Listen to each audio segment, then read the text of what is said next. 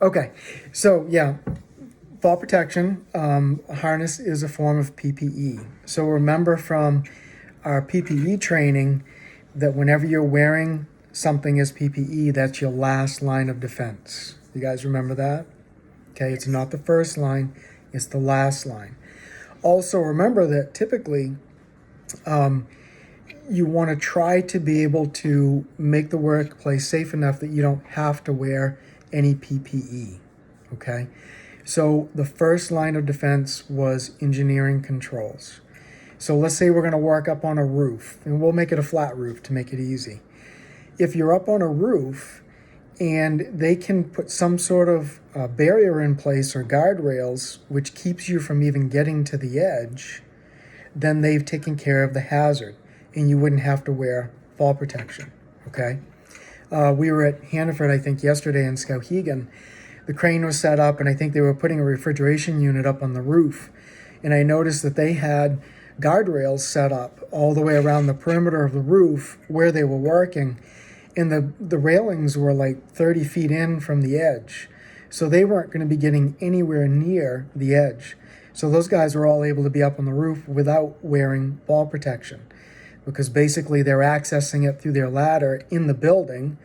When they get up on the roof, that opening, remember floor openings, have to be guarded. So they would have some sort of a guard there so they don't fall down.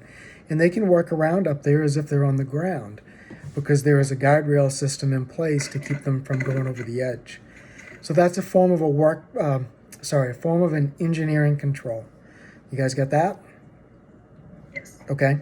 So a work practice control, if engineering can't take care of it, a work practice control could be something where maybe they set up a barrier, or maybe it's just like tape, flagging tape, a certain distance in from the edge.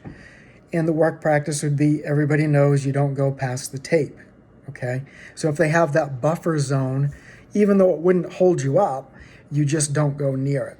That could be a form of a work practice control. If that isn't feasible or not safe enough, then they're going to resort to fall protection. Okay? Fall protection meaning a harness. I got to make sure I use the terminology right here. You guys with me so far? Good? Okay. Any questions so far? All right. So when it comes to harnesses, there are a couple of different components to it. One is the harness itself. Two would be the lanyard or the way that you attach to whatever your anchor point is. And the third component is whatever you're anchoring to. Okay. And I'm going to go through these fairly quickly because I want to keep this short for you guys, but try to cover them somewhat in depth. When we do the class this summer, I'll get way more in depth with it. Okay. So here's where I'm going to move my camera. I'm going to back up a little bit so you guys can see what I'm doing and looking at. Move the chair out of the way. Can you guys see me enough? Okay. Move this a little bit. Is this working?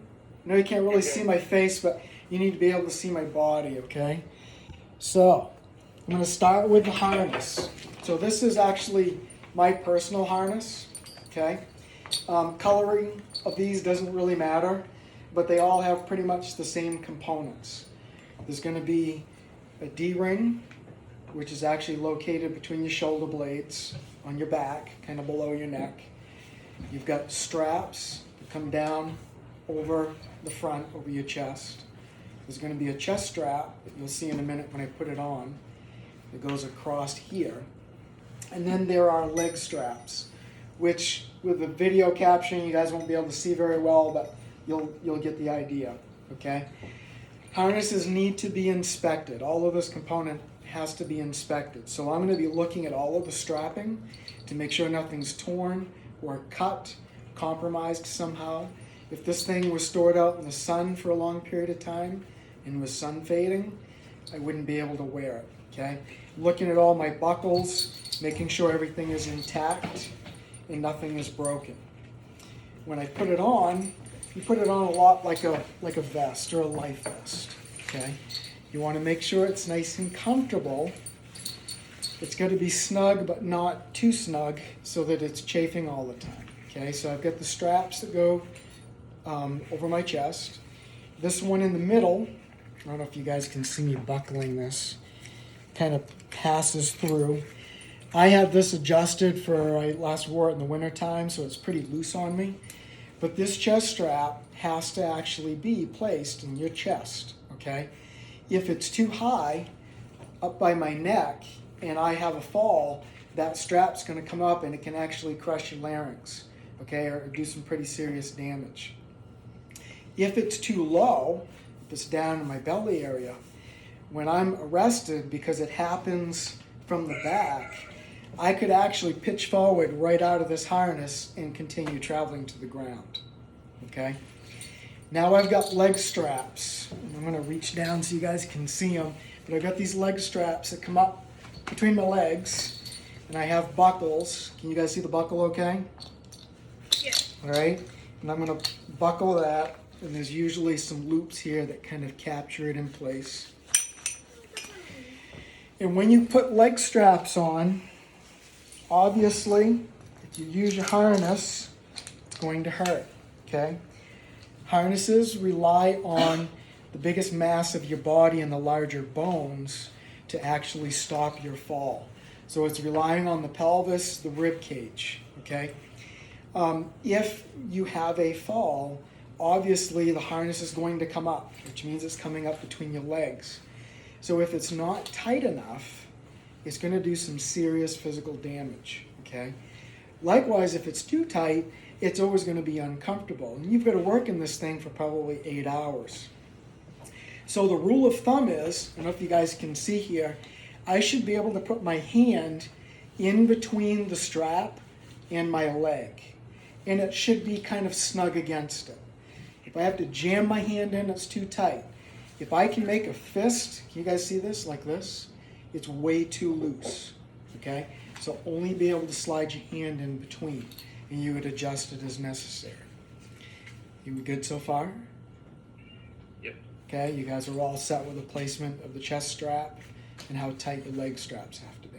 Okay, so I'm going to show you some lanyards.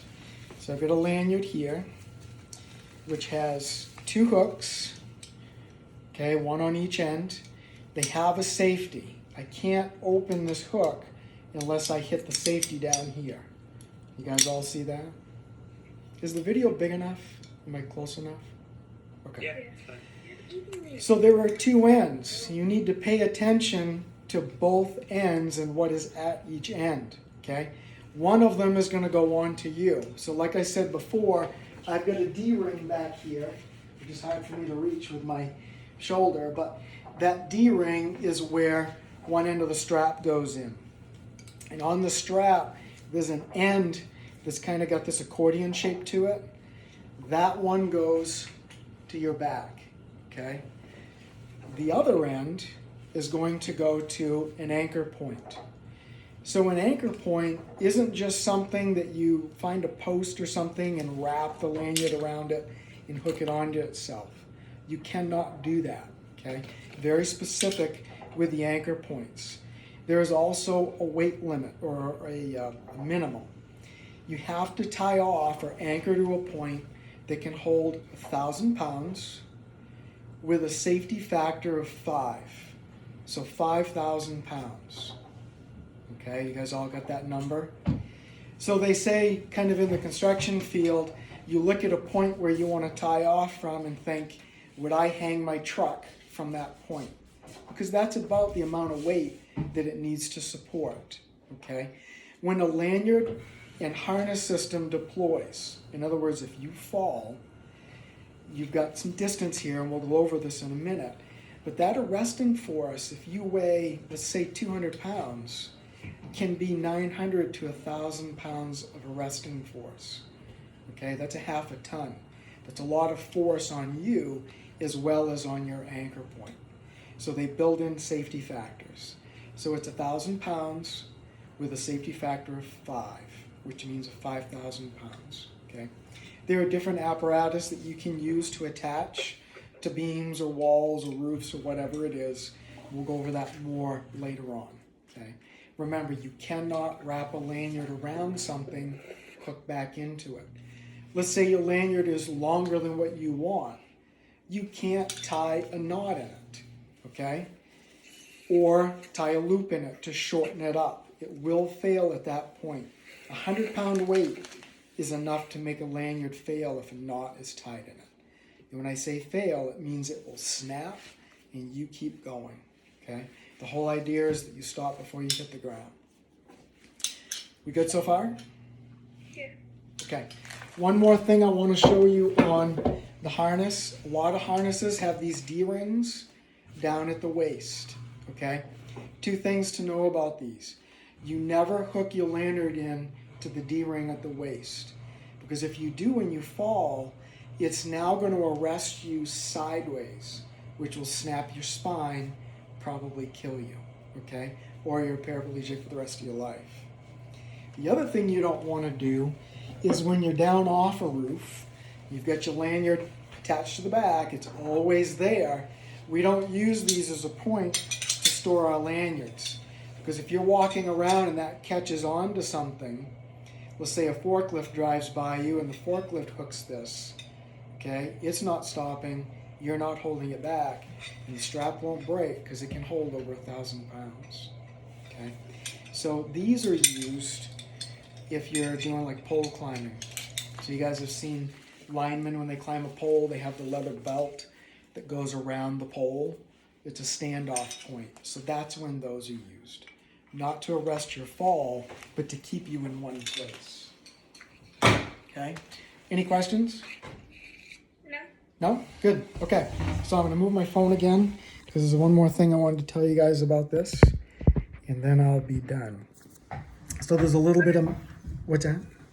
I said okay. Okay. There's a little bit of math involved with this. So if I'm 6 feet tall, I'm not, but if I'm 6 feet tall, the point of my back where my D-ring is about 5 feet off the ground, okay? My lanyard is 6 feet long. When the lanyard breaks, it's going to travel about another 3.5 feet of distance before I finally come to a stop, or at least that's the potential, okay? You've also got to figure in about a foot of stretch, and they also want to have a safety factor in there of about another foot. So if you add all those numbers up, if I'm a 6 foot tall person, I need 17 feet vertically from the ground to tie off at. So if I'm working on an elevation, say 10 feet above the ground, is my lanyard or harness going to do me any good if I fall? No. Okay. So you've got to use the correct system, the correct length of lanyard, and tie off at the right point, or more importantly, the right height, to make sure that if you need it, it's actually going to do its job. Okay? Any questions on any of that? That was pretty quick, wasn't it? Okay, I'm going to pause it.